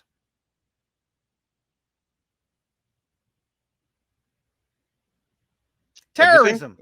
Terrorism. You're right. Terrorism. Right. Terrorism. They investigate terrorism. Domestic and foreign terrorism. So I knew about foreign. I thought Homeland Security was responsible for. This that. is how Al Qaeda wins.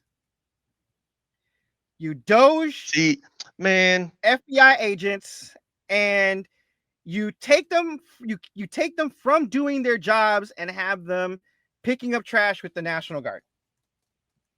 Even if they're not, I'm saying that they are just because they're not doing their job anyway. man, Trump and Musk, y'all fucking up. Y'all fucked it up. Get your shit together. Well, I don't give a fuck about Musk anymore. It's the orange orangutan that needs to get his shit together. He's not, but you know, I'm just expressing disappointment. Why the fuck does it smell like shit out here all of a sudden?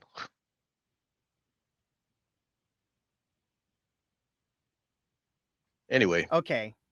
Well, we can't fault this guy for not having a sense of humor, though. Apparently, these were the engravings on the bullets. Notice his bulges. Oh, whoa, what's this? Hey, fascist catch. Oh, Bella Chow, Bella Chow, Bella Chow, Chow, Chow. If you read this, you are gay. Laugh my ass off. Apparently, if we had played Helldivers when we were told we should be playing Helldivers, we would get these. But we're old, and we're still in Division 2 land. Yeah. Helldivers was I don't know. Disappointing? I don't know. I think I played it once. Maybe twice. I didn't play it at all. Anyway. I couldn't be bothered. So yeah. Anyway, what's next?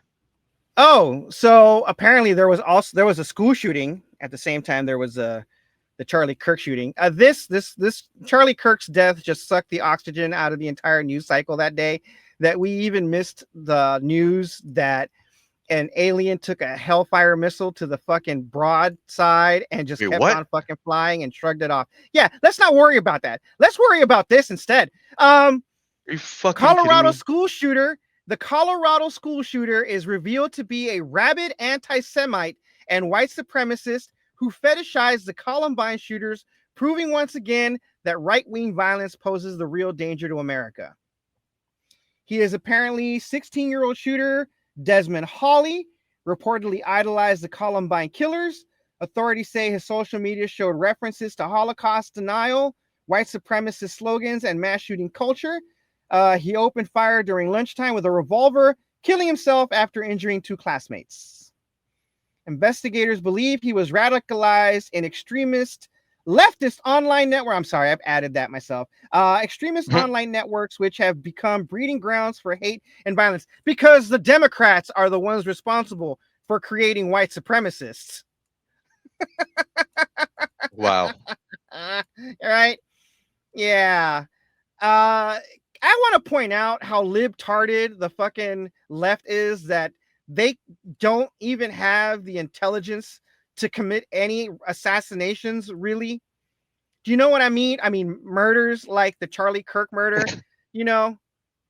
Like, Thank you that's how for fucking, fixing that. that's how libtarded the fucking left is. They can't kill anything. You know, one, because they don't have any guns, like you said. Yeah. One, Like, they because don't they have don't any have any fucking guns. guns, man. Like, that was the thing. It's like when this all broke out, right? Like, somehow I knew that the left was going to be blamed for this because it happened to someone who was right-leaning. You know what I mean? So, and my immediate thought was, but who from the left would fucking do it, though? You know the Democrats don't have any fucking guns. Right? Exactly. Like, come on now. Let's be real. Oh shit. And the ones that do have them, I mean, you know, those people, they're allowed to have, they can have their guns. Like those, they seem to be reasonable people. Move to unseal all the Epstein documents in the Southern District of New York. Yeah. Everything. And What was that? Huh? I What? heard something. Oh, you did? Hmm. Uh-oh. Okay. Something about Epstein in New York. Yeah, I want to play Charlie's. I think this is what Charlie was really, really passionate about. Something that I think that we can all get behind. Oh, shit. All right. To unseal all the Epstein documents in the Southern District of New York. Yeah. Everything. And Everything except child sexual assault material. I think every file should be released to the public the same way as the JFK files. Let the American people decide. I think the DOJ should immediately move to unseal all the Epstein documents in the Southern District of New York. Yeah. Everything. And Everything except child sexual assault material. I think every file should be released to the public the same way as the JFK files. Let the American people decide. See? What a character. Even a dog, you know, even a broken clock is right twice a day. Hold up.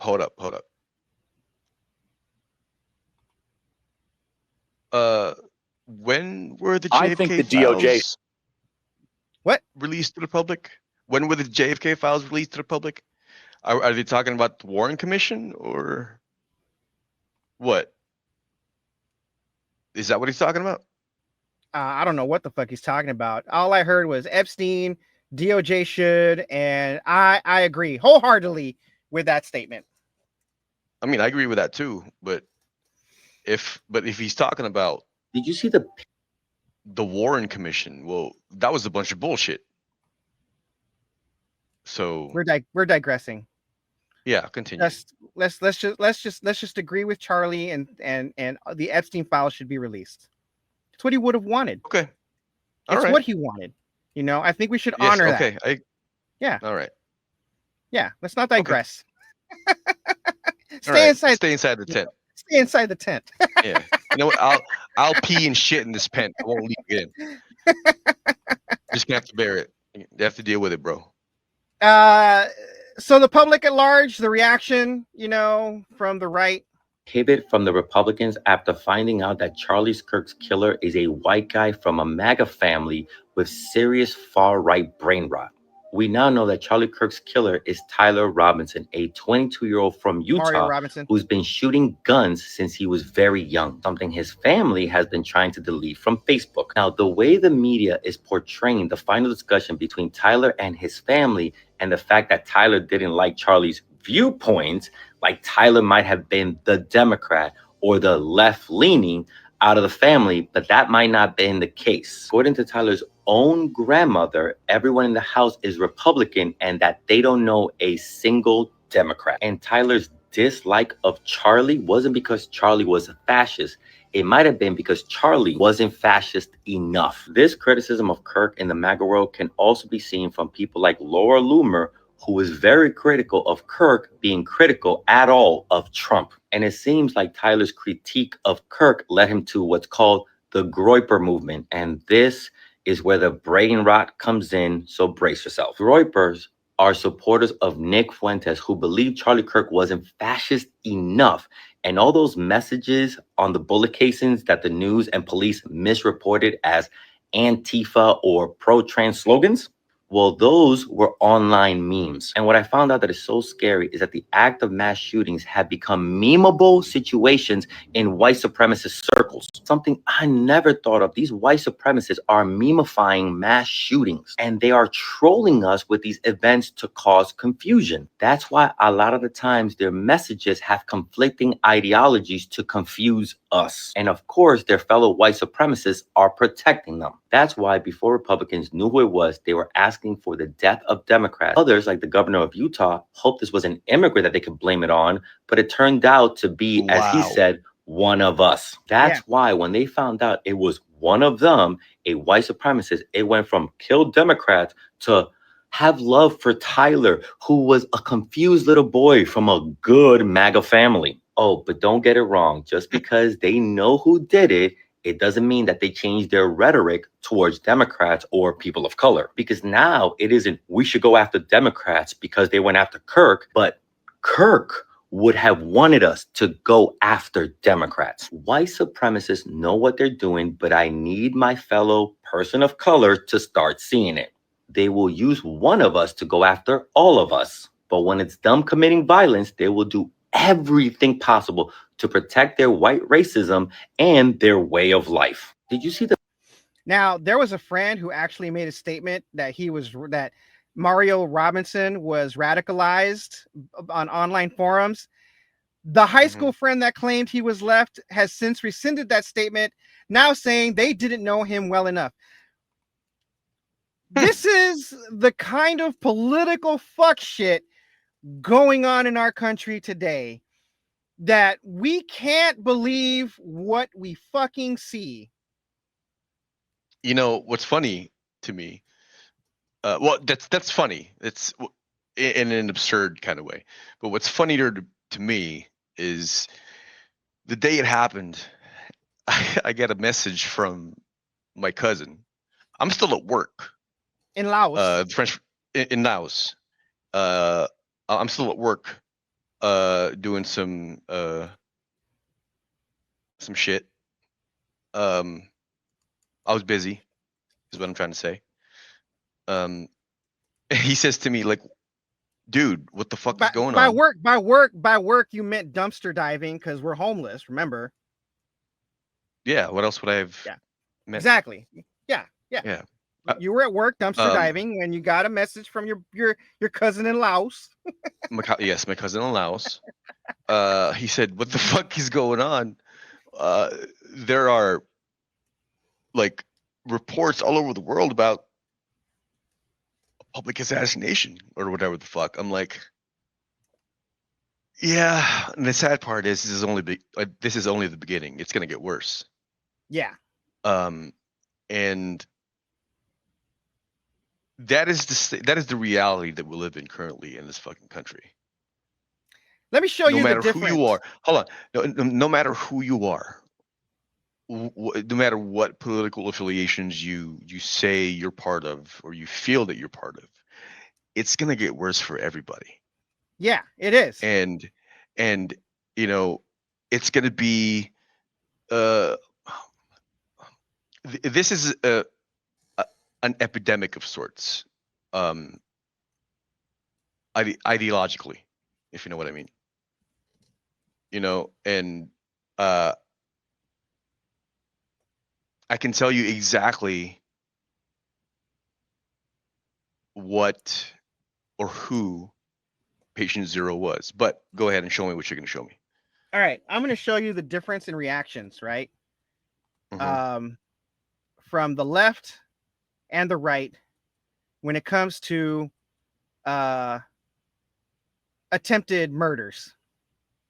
My fellow Americans. To my great fellow Americans. A former president was shot, an American citizen killed, while simply exercising his freedom to support the candidate of his choosing. I'm filled with grief and anger at the heinous assassination of Charlie Kirk on a college campus in Utah. While we may disagree, we are not enemies. We're neighbors. We're friends, co-workers, citizens, and most importantly, we're fellow Americans. Americans. We must stand together. For years, those on the radical left have compared wonderful Americans like Charlie to Nazis and the world's worst mass murderers and criminals. This kind of rhetoric is directly responsible for the terrorism that we're seeing in our country today. Violence has never been the answer, whether it's with members of Congress of both parties being targeted and shot, or a violent mob attacking the Capitol on January 6th, or brutal attack on the spouse of former Speaker of the House, Nancy Pelosi, or information and intimidation on election officials, or the kidnapping plot against the sitting governor, or an attempted assassination on Donald Trump. From the attack on my life in Butler, Pennsylvania last year, which killed a husband and father, to the attacks on ICE agents, to the vicious murder of a healthcare executive in the streets of New York, to the shooting of House Majority Leader Steve Scalise and 3 others. There's no place in America for this kind of violence, for any violence ever, period, no exception. Radical left political violence has hurt too many innocent people and taken too many lives. We can't allow this violence to be normalized. You know, the political record in this country has gotten very heated. It's time to cool it down. We all have a responsibility to do that. My administration will find each and every one of those who contributed to this atrocity and to other political violence, including the organizations that fund it and support it. God bless you all. May God protect our troops. God bless the United States of America. Thank you.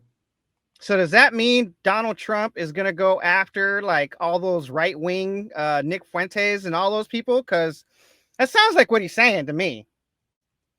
I mean, probably not, because they're right wing. Doesn't matter if they're. It's just, you know, it's just different shade of red. As long as you're red, you're okay. Now you remember my joke. Of, now you remember my joke about the homeless? Yes. Turning them into puppy chow? Yes. What about it? Listen to this. They have given billions of dollars to mental health and the homeless population. A lot of them don't want to take the programs. A lot of them don't want to get the help that is necessary. You can't give them a choice. Either you take the resources that we're going to give you, or you decide that you're going to be locked up in jail. That's the way it has to be now. Or involuntary lethal injection or something. Just kill them. Yeah, Brian, what? Who the fuck said that? Brian Kilmeade from Fox and Friends. After the Uncle Tom got done speaking about throwing homeless people in jail. Wow. Wow. That is the right, ladies and gentlemen. That is what Charlie Kirk stood for in his college campus masturbation tours. Self-filleting? Self-filleting. Yeah. See, if he just stayed home, he'd be alive still. But, say lovey. Every day is fucking test day. Ojos pelados, homie.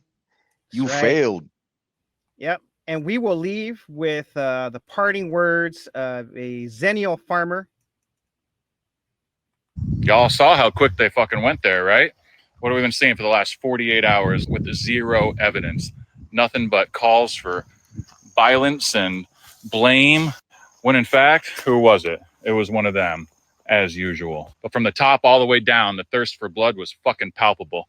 There is a reason they spent the last 10 fucking years calling Democrats evil and the enemy from within. It is to set the people up to normalize that way of thinking for moments like this.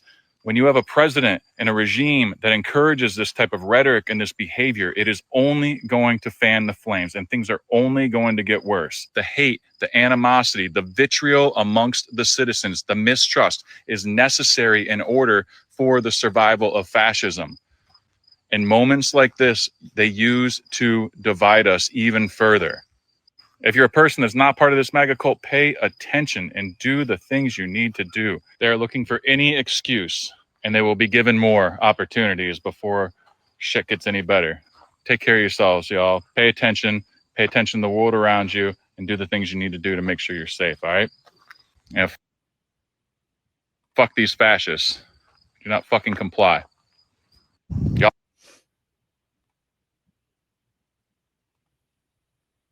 Stay woke. Out of the swivel.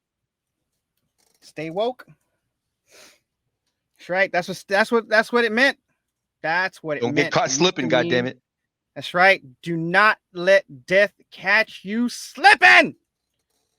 That's the shit I was trying to fucking say the other day that I forgot. Do not let death catch you slipping, son. That's the shit that you be saying. Yeah, that's right. Yeah. So it is gonna get worse before it gets better. Donald Trump is already trying to rig the hold up. Donald Trump's already trying to rig the midterm elections so that no Democrats get elected. If the Democrats by some miracle happen to win enough seats in the House and Senate that they can impeach Donald Trump, he will probably have them all arrested in some way, shape, or form before they can take their oath of office or something. And it's going to be a coup next year. I promise you that by December, November, December, January timeframe, there's going to be a political coup. But before that, we are going to experience an economic collapse, much like the Great Depression, about the end of September, sometime maybe the end of October, before November, before Thanksgiving and Christmas this year are going to be slim. Start planning. A lot of people are going to be losing a lot of jobs because the economic policies that have been put in place by this administration are economically unsustainable. Our allies and our enemies, our economic, counterparts who challenge us on a daily basis are already setting themselves up for success. Not to mention the fact that Europe is going to start putting troops in Ukraine, so we can expect a world war also. So, you said it's going to get worse before it gets better. I say it's going to get worse before it gets ugly. I mean, if you're saying ugly, and we are all going to have to take a turn getting fucked. Yep. I'm just saying, that's what I told my cousin in Laos. I said, it's only going to get worse. It's going to get uglier, and we're fucked. Just you all know, we're waiting for Biden to die so we can make fun of his ass too. Yeah. We don't discriminate here. All right. We made fun of a fucking black marathon runner getting gasoline poured on her and getting burned alive by her boyfriend. Trust us. We do not. Don't give a shit. We do not give a shit. Everyone can get it. That's right. Not can, may get it. Get it. Everybody may get it. Right? No, everyone will get it. Unless you're a national fucking hero, right? Peter Lemon or General Mattis. That's right. Like a real man, you're going to get it. You're going to get it. Telling you. Just saying. All right. Well, that's all I got. That sounded so gay. I ain't got shit either. All right. Once again, Hay Jones is in the Deadpool along with Charlie Kirk. This entire episode is essentially, the Deadpool of Charlie Kirk. There you go, the Deadpool of Charlie Kirk and Hay Jones. Right. Yeah, and we're just waiting for Hay Jones' resurrection. But he's on that CP resurrection time. So we don't know when he'll be resurrected.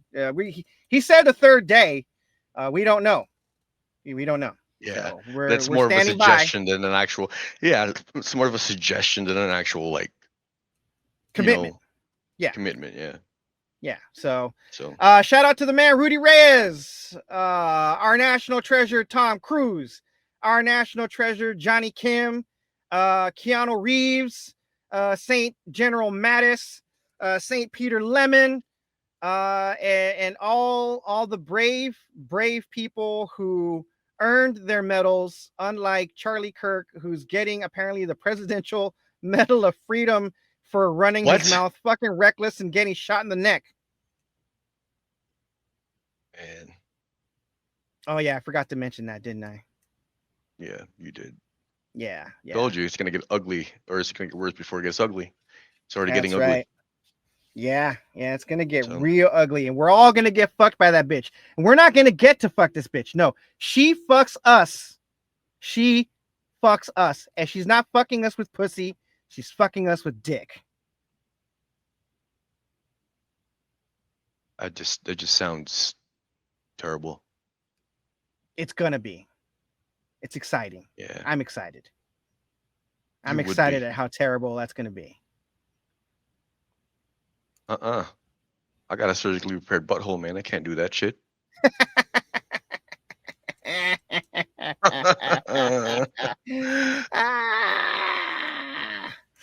All right. That's our show. Until next time, homies. Peace. And konnichiwa, bitches.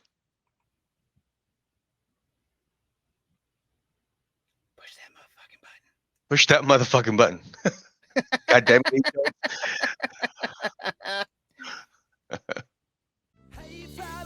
Come and listen what I say. The captain is a tyrant and I no longer obey.